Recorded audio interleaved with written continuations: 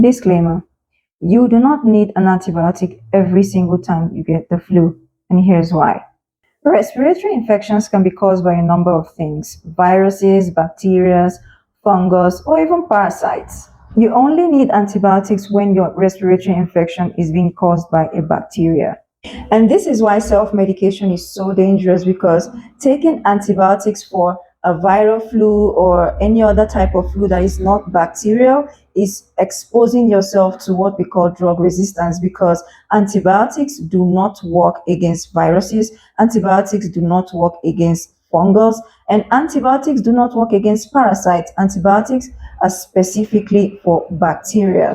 Now, it would be prudent for your doctor to run a simple blood test for you in order to make sure that your flu is being caused by a bacteria before prescribing an antibiotic for you. Now, come closer, let me tell you a secret. If you're fond of chugging down antibiotics every single time you get the flu, you are harming yourself. Yes, you are harming yourself, because drug resistance have actually killed people even before the flu itself killed them. So stop abusing antibiotics. And this is Dr. C.